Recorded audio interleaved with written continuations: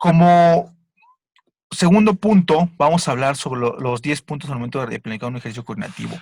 ¿Por qué quiero que conozcan primero estos 10 puntos? Porque precisamente a lo mejor hay unos errores que cometemos al día a día. ¿Qué llega a pasar? Que muchas veces ocupamos la parte de la coordinación o esas capacidades físicas coordinativas las ocupamos, pues no tan específicas como a veces unas capacidades condicionales. Hay muchos profesores que lo ocupan como una acción de relleno, como una acción en la cual a lo mejor no tengo cancha, no tengo espacio, pues que hagan coordinación. Que van a calentar, pues que calienten con coordinación. Que hagan esta situación, me falta tiempo. No, la coordinación lleva una parte muy detallada en la sesión de entrenamiento, muy específica, sobre todo en categorías infantiles y juveniles, que nos da las bases para la preparación física. De hecho, en la parte de categorías menores, la coordinación es la preparación física de ellos. Entonces, tenemos que tener en cuenta una acción muy importante. Los objetivos y sus objetivos. Debo tener en claro lo que voy a trabajar de objetivo. Es decir, si yo voy a trabajar como objetivo el trabajo del desplazamiento, pues es mi objetivo principal. Y tendré que enfocarme a cómo va a ser el desplazamiento, cómo va a ser la pisada, cómo va a ser el movimiento y cómo va a controlar el cuerpo. Y sus objetivos puede ser que el jugador tenga demandas de giros, tenga demandas de saltos, demandas de apoyos, y ya tendré que estar enfocado en esa parte. Lo primero que yo voy a corregir o que vea que está haciendo mal, tendrá que ser la visión de la parte analítica del objetivo y después los objetivos que son secundarios. Si para mí no es importante por ahora corregir los objetivos, pues no los corrijo, porque lo más importante en el primer aspecto es el objetivo principal. Posteriormente a esto, debemos de saber que una sesión de coordinación para que yo pueda hacer una estimulación, un desarrollo o una parte de perfeccionamiento, no debo superar 6 repeticiones por serie. ¿Por qué razón no podemos superar 6 repeticiones por series? Pues simple y sencillamente por 2 puntos.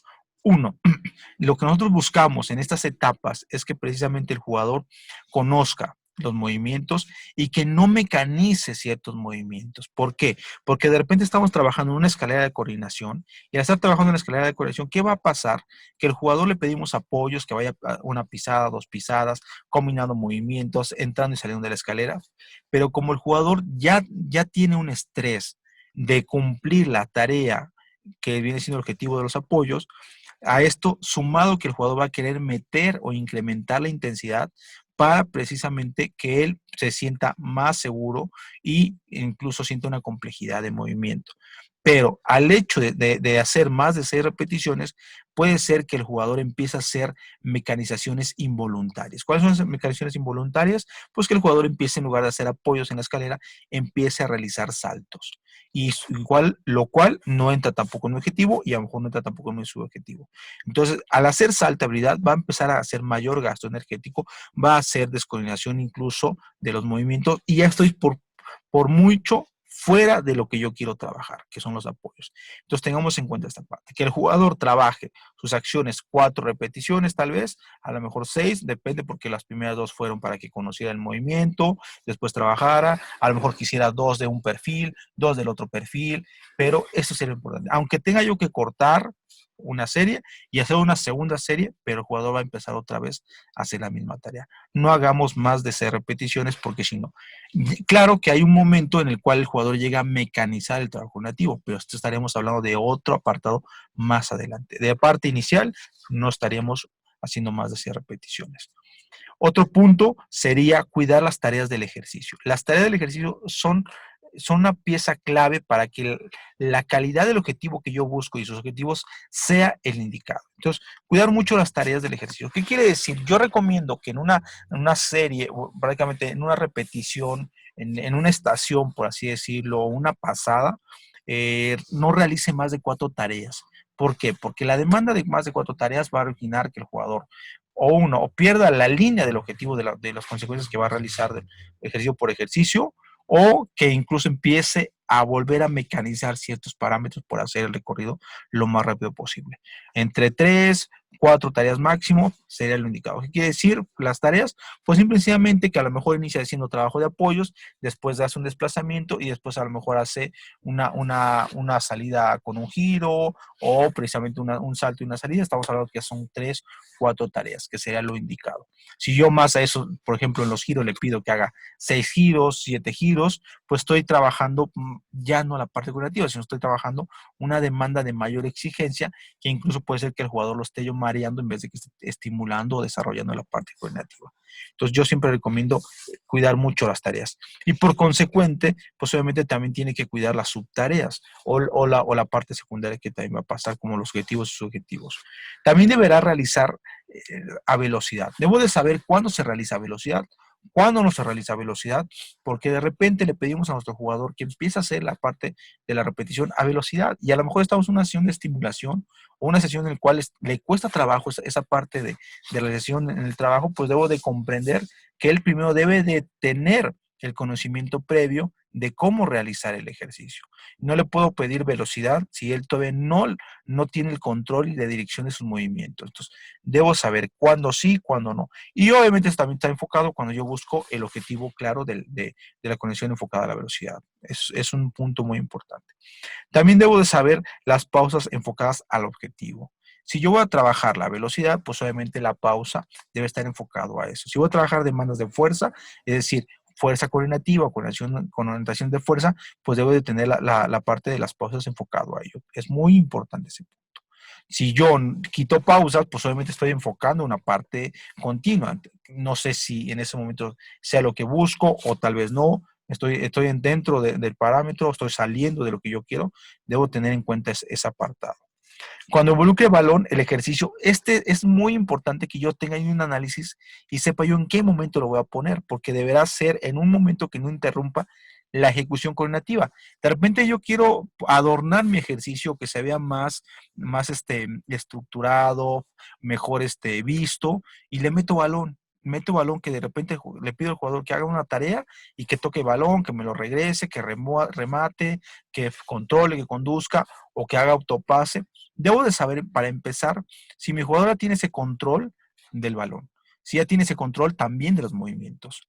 Si ya el jugador no tiene ese control del golpeo correctamente, sobre demandas coordinativas que vienen una intensidad, pues a lo mejor no es el momento. Debo de saber en qué momento meter el balón, pero sobre todo también en qué momento meterlo para que no interrumpa la intensidad, la velocidad y sobre todo la calidad del ejercicio coordinativo. Claro, lo iremos viendo a lo largo del curso.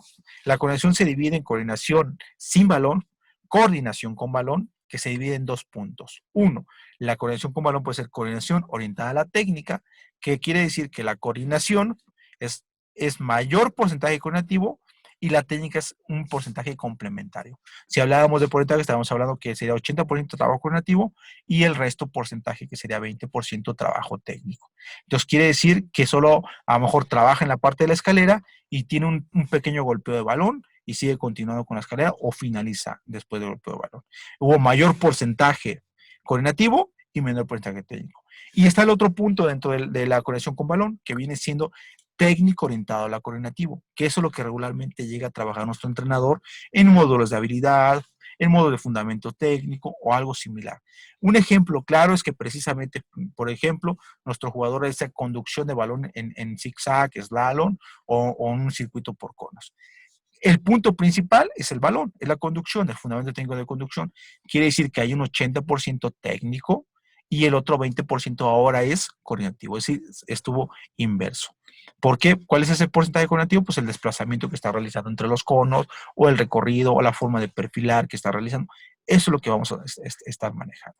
Entonces, sepamos en qué momento meter el balón, cuándo meterlo y sobre todo el tipo de demandas. Hablaremos también a lo mejor de juegos motrices que de repente lleva alguna situación de balón, pues obviamente tenemos que saber en qué momento también se lleva y en qué momento no se lleva. Cuando se involucren saltos, es muy importante poner atención en la fase de la caída. La parte de los saltos se enfoca en tres fases. La fase de impulso, que es cuando el jugador realiza la demanda de fuerza, la sincronización de movimiento para que el jugador despegue. La segunda fase, que es la fase de mantenimiento, que es la parte en el aire. Muchas veces no, hay muchos jugadores, incluso en la parte juvenil y en la parte adulta, que saltan bastante y de repente arriba no gana nada en la competencia.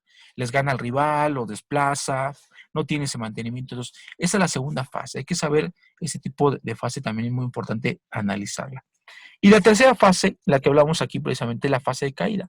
¿Cuál es la fase de caída? Es cuando nuestro jugador aterriza en la parte del piso, pero aterriza de una manera controlada, es decir, de una manera coordinada, para que el jugador pueda tener una segunda respuesta a una parte que se llama segunda tarea.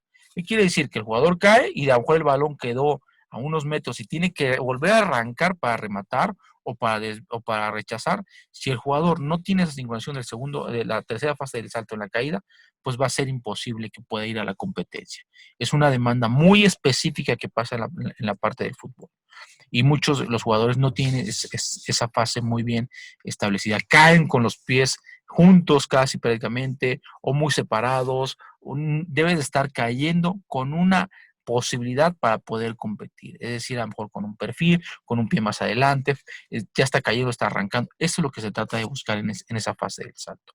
También las variantes que involucren lo aprendido y tareas que desarrollen un poquito de desafío. ¿Qué quiero decir con esa parte?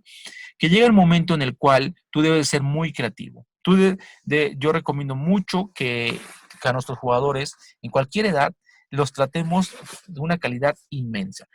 Que, como les mencioné, muchos medios de entrenamiento, que tengan muchos colores, que tengan mucha variación de métodos, y mucha gama de ejercicios, de tipo de sesión. Pero si yo no involucro unas buenas variantes conforme a la necesidad y cumpliendo los objetivos, pues obviamente el jugador va a asimilar la sesión de una manera pues no tan favorable. Entonces tenemos que saber en qué momento y cómo trabajar las variantes. Muchas veces hay sesiones en las cuales no hay variantes. ¿Por qué no hay variantes? Porque solo el jugador trabajó la estimulación, conoció el movimiento. Lo que me importaba era que el jugador tuviera esa ganancia. Posteriormente hay sesiones que sí necesitan forzosamente una variante, porque la primera parte es una estimulación y la segunda parte es buscar la complejidad o la resolución del problema. Entonces hay que tener en cuenta ese apartado. Y eso nos da un parámetro para que podamos ver si en verdad asimiló lo que yo quería yo obtener. Y también poner mucha atención en las posiciones de los pies, en apoyos y desplazamientos, porque este es un punto en el cual llega a haber muchas demandas de lesiones. Si el jugador sabe apoyar bien en tanto y desplazar de la manera correcta, cuando vayas a involucrar o ya asumes una tarea también de giro o incluso un salto, pues el jugador va a tener mejor control de los movimientos y va a poder prevenir. Es un punto a tener en cuenta. También hay que tener una parte importante, saber las estaciones de trabajo para no crear filas de espera. Yo le recomiendo que siempre tengamos bien contabilizado el número de jugadores con los que trabajamos y cómo distribuirlos. Porque una buena distribución me va a dar un mejor control visual de poder yo hacer mejores correcciones, tener control de la sesión y poder estar analizando y evaluando al mismo tiempo. Otro punto de un trabajo de estaciones y un buen acomodo de distribución de las mismas, pues va a ayudar a que yo pueda yo tener mejor control de la sesión y pueda yo estar incluso cerca o alejado y pueda yo visualizar de la mejor manera los tipos de tareas, las correcciones, el cuidar el ejercicio, el cuidar la intensidad, la velocidad, muchas situaciones en cuanto a eso. Ahora, otra cosa que hay que tener en cuenta es que en las estaciones también, sí hay estaciones que es válido que de repente vayan bastantes jugadores, porque a lo mejor te va a servir para que tengas una buena recuperación de pausa o situaciones. Pero bueno, esos son casos muy especiales. De repente solo trabajas con dos filas y pues que a lo mejor estás estimulando la parte de la velocidad o simplemente estás reconociendo el terreno o haciendo unas sesiones específicas que hablaremos qué es una sesión específica y cómo orientar una sesión específica de manera general y sesiones específicas de manera individual y sobre todo sesiones específicas por posición del juego también estaremos hablando. Pero bueno, hay que tener el control. Yo, entre mejor tengan control de mis estaciones, de la mejor manera. De repente tenemos auxiliares o ayudantes que nos pueden servir, pues a lo mejor se nos facilita el poder cada uno agarrar una fila, dos filas y tener mejor distribución. Pero si estamos solos, hay que tener precisamente en control de las estaciones para poder tener ese seguimiento. Entonces, estos 10 puntos que yo los menciono es una parte que a lo largo de este tiempo de mi investigación sobre las capacidades físicas coordinativas, pues me ha ido sirviendo, he ido aprendiendo sobre ensayo y error, de que de repente no me enfocaba más en el objetivo y no en el subjetivo, no superaba las 6 repeticiones, y mi jugador se fatigaba, o empezaba a mecanizar movimientos que yo no quería, no cuidaba las tareas, siempre pedía yo la velocidad, o de repente no me incrementaba la velocidad, las pausas no estaban bien enfocadas, o que de repente involucraba yo acciones con balón que interrumpían las tareas, de repente igual no ponía yo atención en las fases de caída, en el despegue, o incluso no hacía buenas variantes, y no se diga el control de las estaciones y sobre todo la atención de la posición de ciertos puntos específicos. Entonces, ese es un punto que yo quiero precisamente realizar, que ustedes empiecen a conocer, empiecen a evaluar, y sobre todo, como les he dicho, a lo largo de todo esto, es que graben las sesiones, aprendan de las sesiones y lleven a cabo el tipo de desarrollo de las mismas.